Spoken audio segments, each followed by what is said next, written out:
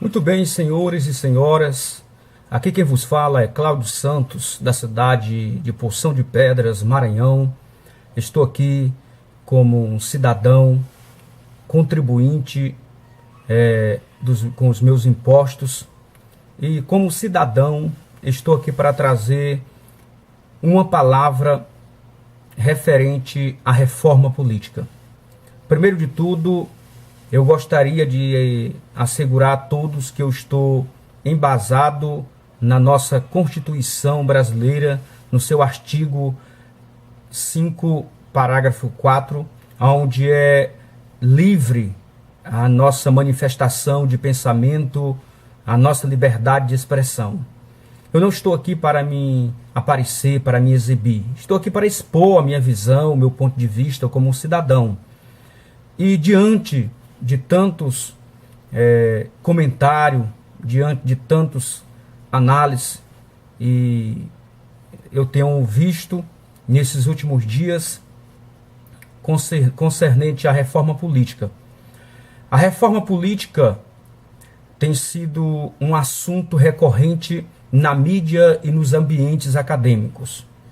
Com isso, também eu quero chamar a atenção de todas as entidades, associação, os sindicatos, as federações, as confederações, as ONG, os sindicatos da OAB, das ordens dos advogados, os sindicatos dos professores, que são formadores de opinião, os sindicatos dos técnicos de enfermagem, dos enfermeiros, dos médicos, enfim, todas as entidades da sociedade civil, dos movimentos sociais, do movimento contra a corrupção, do movimento que está pedindo a reforma política, eu venho chamá-lo e conclamar a vossa atenção para este momento. Inclusive, também o poder público, e também eu gostaria de chamar, em especial, a comissão política que estão analisando a reforma política. Então, diante disso, eu quero expor o meu ponto de vista, o que eu acho que tem que ser mudado na reforma política. O Brasil precisa urgentemente de uma reforma política. Para que esta reforma política? Para poder nós alcançar os nossos objetivos como cidadão. Não uma reforma política para alcançar os seus interesses diante da realidade globalizada. Não. A reforma política, neste instante, tem sido um assunto momentoso e da atualidade. Por isto que eu venho expor o meu ponto de vista, a minha visão, os meus argumentos, o que eu vejo. Diante disso, eu venho analisando minuciosamente, atentamente, vendo alguns professores jurídicos na área, uns professores de direito constitucional, alguns juristas, e segundo o professor de direito constitucional Sérgio Bojar, ele disse uma certa vez que o Sarney, ele teve em uma conferência, e nessa a conferência de academia do Rio Grandense, ele lá expressou, nessa academia de letra, que posteriormente, quando ele saiu desta conferência, ele foi visitar o tão governador Tasso Genro, e então ele lá, quando esteve lá, deu uma entrevista. E na sua entrevista ele estava dizendo o seguinte, que os políticos não iriam fazer uma reforma política contra os seus próprios interesses. Olha, quem está falando é um senhor que já tem uma vasta carreira política e que tem conhecimento de causa, que segundo ele os políticos não vão fazer uma reforma política contra os seus próprios interesses. Com isso, ele quer dizer o seguinte, eles não vão fazer leis, eles não vão criar algo que venha prejudicar eles mesmos. Não. Então, senhores, eu sei que pode ser que os meus argumentos que eu vou falar, eu sei que alguns pontos não vão ser observados, mas eu vou falar o que eu penso, que eu vejo. Então, vocês que estão me assistindo agora, por meio deste canal, destas redes sociais, eu quero trazer que realmente eu concordo com aqueles que têm a política como uma profissão. De fato, eu concordo. Porque quem tem a política como uma profissão, ele não vai fazer uma reforma política contra os seus próprios interesses. Mas aí fica uma indagação, senhores. A política é uma profissão? Eu creio que não. O mandato é otorgado para que os políticos representem a população e não seus próprios interesses. Mas o que nós temos visto hoje são os políticos tendo como uma profissão, inclusive defendendo seus próprios interesses. São tantos políticos que defendem seus próprios interesses, que criam empresas fantasma, que abre conta fora do Brasil, que coloca os parentes nos seus gabinetes, e assim por diante. O político como mandatório, ele tem 2 desideratos. Quais são os 2 desideratos dele? Primeiro, um é fazer as leis, e o outro é fiscalizar as leis. Então, senhor, nós já contamos com tantas centenas de milhares de leis, nós já estamos até vendo que estão invadindo aquelas chamadas zonas de franquia, que querem invadir já os direitos particulares à lei. São tantas leis, fala-se até da lei de regular a gordura, fala-se até das leis do elevador, da igualdade, da lei da palmada para crianças. Oxe, o que nós temos visto é leis por cima de leis, infringindo já até a nossa Constituição. O que de fato precisa é que estas leis elas sejam fiscalizadas rigorosamente, colocado em prática, colocando-se com rigor, para que não se crie mais de tantas leis. Então, nós estamos vivendo nesses últimos dias em que se fala da reforma política. A reforma política, que tem sido um assunto que eu vejo que já é um atraso aí, que mais de 12 anos, 13 anos de atraso esta reforma política. E com certeza precisa urgentemente de uma reforma. Nós temos visto aí também com isso, ao longo dos tempos, hoje nós temos aí cerca de 33, 34, 35 partidos, mais de 4 em curso, mais de outros 6 em proposta. Vamos chegar aí com 10, com 34, vamos chegar a uns 35, 45 partidos, de 35 a 45 partidos. Hoje o sistema partidário já tem mais de 200 anos de atraso. Com isso, nós estamos vendo que realmente precisa de uma urgente reforma política. Porque senão nós vamos ver que o nosso sistema está ultrapassado. Então quais seriam as melhores alternativas para restaurar ou oxigenar e evoluir o quadro que já há mais de 200 anos sempre vem sendo a mesma coisa, escândalo por cima de escândalo?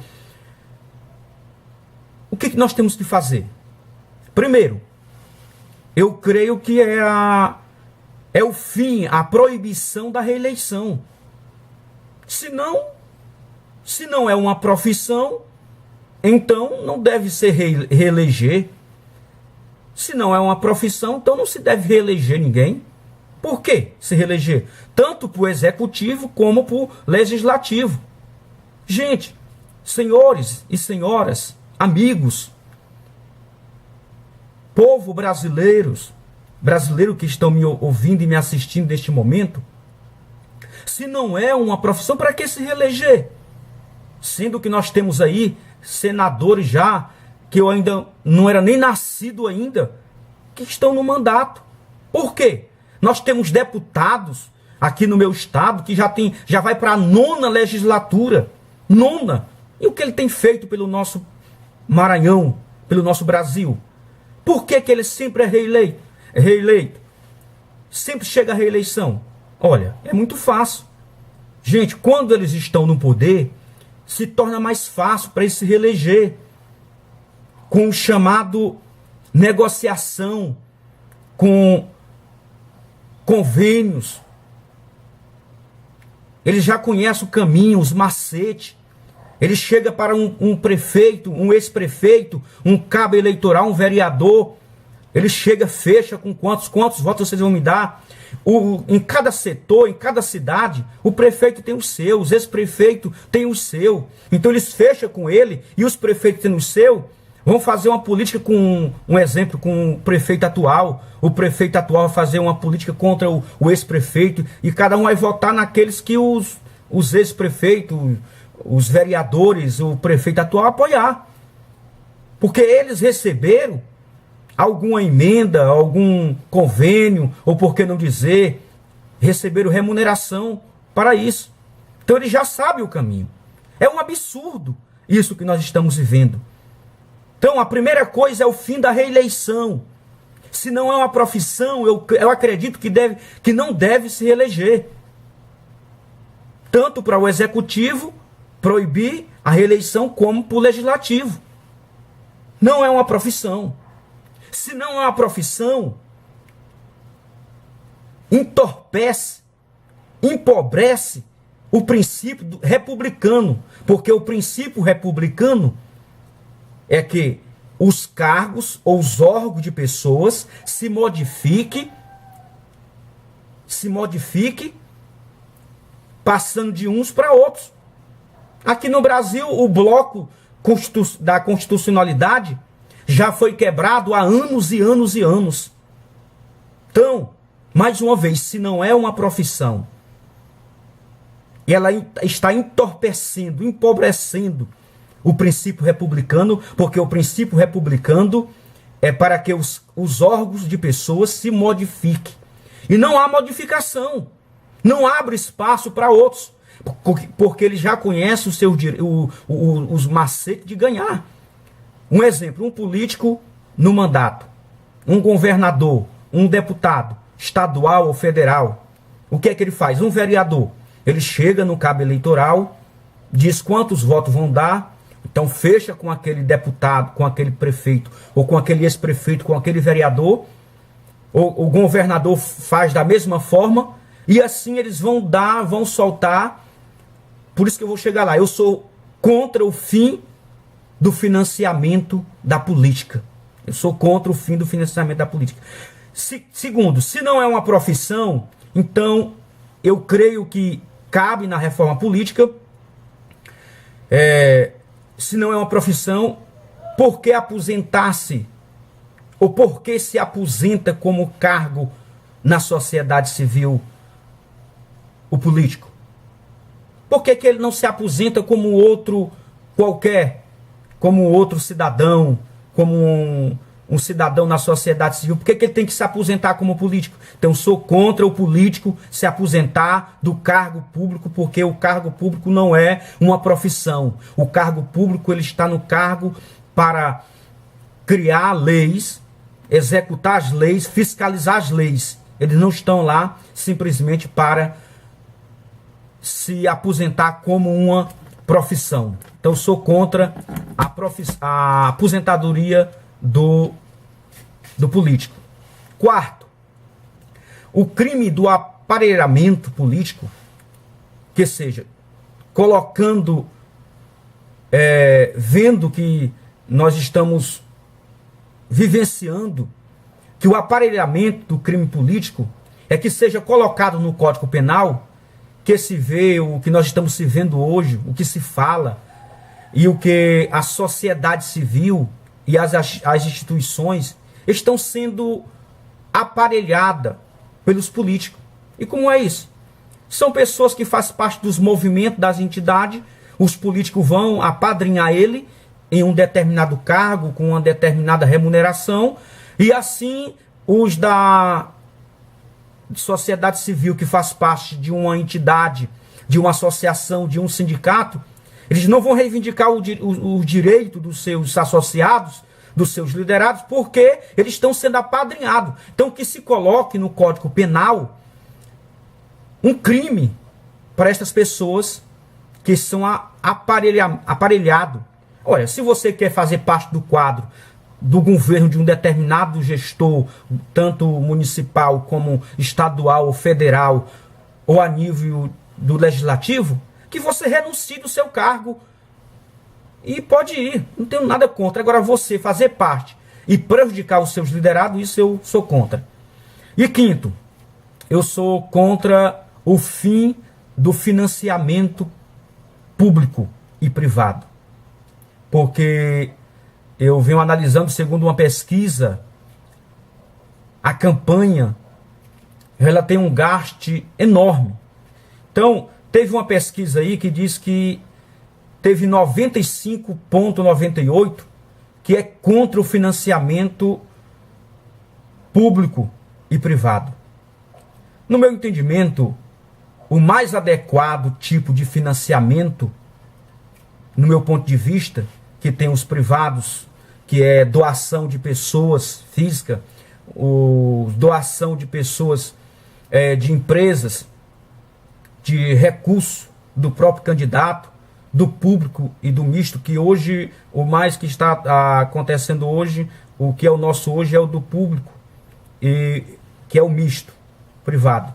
Então eu sou a favor que o recurso, o financiamento saia do próprio candidato, mas que haja também um limite para este financiamento, que ele venha declarar o quanto ele vai gastar. Se ele ultrapassar, que seja crime, e que ele, se ele chegar a ganhar, que seja cassado o seu mandato. Por quê? É exorbitante, meus senhores e senhoras. É exorbitante o que nós estamos vendo hoje, o quanto se gasta. Nós vemos aí o quantos jovens, o quantas pessoas que têm um sonho de chegar no poder legislativo, como um vereador, como um deputado estadual ou federal, ou por que não um senador, mas os gastos são enormes, porque eles conhecem, e quem está no poder fica mais fácil. Então que haja um limite de gasto do financiamento, e que eu sou a favor que seja do recurso do próprio candidato, porque tem uma porção de gente aí que querem que o financiamento saia dos cofres públicos, das empresas ou das pessoas físicas. É muito fácil sair das pessoas físicas.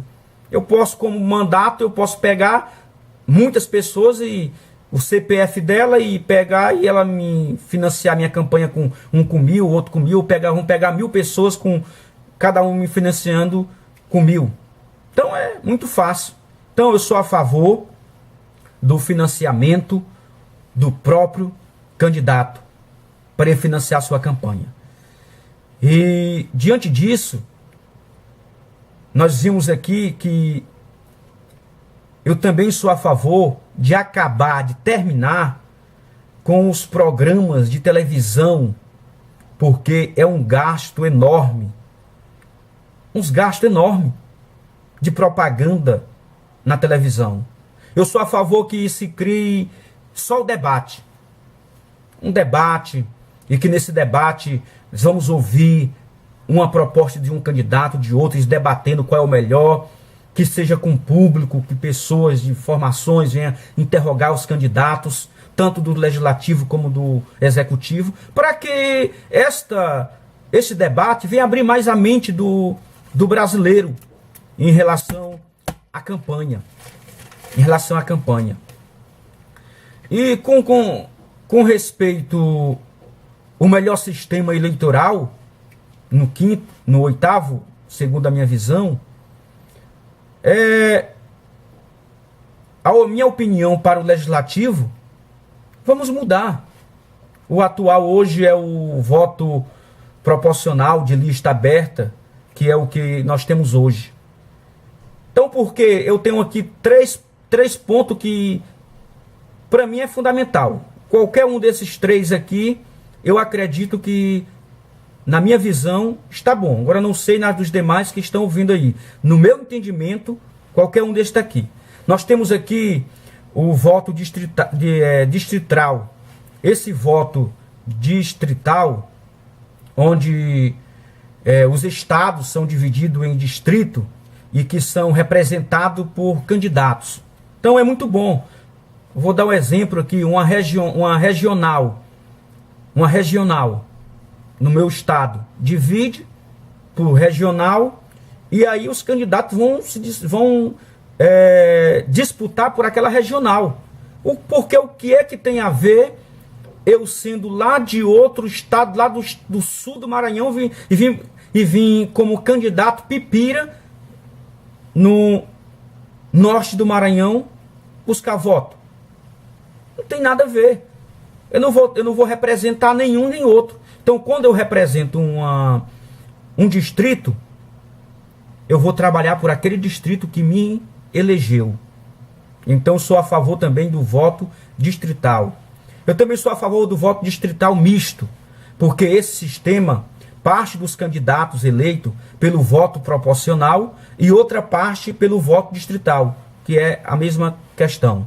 E também o sistema único, que é o intransferível. Esse também é muito bom, que é o chamado distritão. Neste, não existe o voto no partido. São eleitos os candidatos mais votados e não há transferência, os que impede os puxadores de voto. Então, também esse aqui é o que mais me chama a atenção. Dos três é o que mais me chama a atenção. Quer dizer, existe uma porção de candidatos, eu vou dar um exemplo aqui do Tiririca, que levou aproximadamente de uns 4 candidatos eleitos, porque ele puxou, o voto foi puxou outros candidatos, porque ele levou uma porção de voto. Então, que o voto chamado distritão, neste não existe o voto no partido, e sim o candidato, o eleitor vota simplesmente no candidato. Não tem para partido, para legenda, simplesmente o voto é do candidato. E acabou. Então eu sou a favor disso aí. E nono, para que o voto venha a ser, no meu ponto de vista, o voto venha a ser facultativo. Por que o voto facultativo? O voto facultativo, ele implica, se nós vivemos em um país democrático, ou não é democrático? Se é democrático, eu posso muito bem escolher se eu vou votar ou não. Se nenhum me agrada, por que eu vou votar? Por que eu tenho a obrigação de justificar o meu título, se é facultativo? Se nós estamos num país democrático, se é democrático, então o voto é facultativo. Sendo facultativo, eu vou se eu quiser. O candidato vai ter que me conquistar com as suas propostas, com as suas ideologias políticas. Se ele não me conquistar, eu não tenho obrigação de votar em nenhum. Então eu sou a favor do voto facultativo. E 10º, eliminar, no ano que ocorrerão as eleições, com os convênios, as emendas eleitoreiras. Isso é o que mais acontece. No ano político, acontece as chamadas emendas eleitoreiras, convênios dos deputados, dos governadores, para fazer parceria, para chamar os prefeitos para os seus lados, para o deputado federal, estadual, fazer com que os prefeitos, os políticos, a liderança, o apoiem com essas emendas. Por que eles não liberam um ano antes da eleição? Por que isso é no ano das eleições que os governadores vão começar a liberar essas emendas? Então se tornam emendas e convênios eleitoreiros. Eu sou contra. Um exemplo. Quando chega o ano de eleição, os candidatos, tanto a nível federal, estadual e municipal, começa a liberar emprego para A, emprego para... Tudo são empregos eleitoreiros. Eu sou contra no ano que é a que ocorrerão as eleições. Então, também eu sou contra, outra questão importante, é o fundo partidário. Senhores, eu quero chamar a atenção dos senhores neste momento, a todos que estão me assistindo, uma questão interessante. Só em 2013, partidos receberam quase 300 milhões do fundo partidário. Isso é uma aberração. É como se cada brasileiro pagasse a cerca de R$ 1,50 anualmente para as entidades. Dessa forma, quem mais recebeu foi o partido do PT, 47,3 milhões, 16,1%. Em segundo veio o PMDB, em terceiro o PSDB, com 12%. Acredita que vai passar de 1 bilhão, nesse ano de 2015. Então, meus queridos, é muito dinheiro. Então, eu sou também a favor de reduzir de 513 deputados para 325 a 350. E também para de 2 por 2, os senadores de 3 para 2 por estado. Fazer com que esses números de deputados que recebem tanto verba de gabinete como um salário exorbitante, se não é uma profissão, para que esse valor enorme? Então, eu também sou a favor que reduzir, sou a favor com que o executivo só baixe 6 medidas provisórias por semestre, porque também são muitas medidas. Então, essa é a minha visão, é o meu ponto de vista, e que diante disso, que nós possamos realmente reivindicar os nossos direitos e que haja uma reforma política, que a comissão da reforma política, que a Câmara dos Deputados, os senadores, que o Executivo, que tome providência mais cabível, mais viável com relação à reforma política. Meu abraço a todos os brasileiros, a todos os movimentos de rede social do Brasil contra a corrupção. Meu abraço a todos.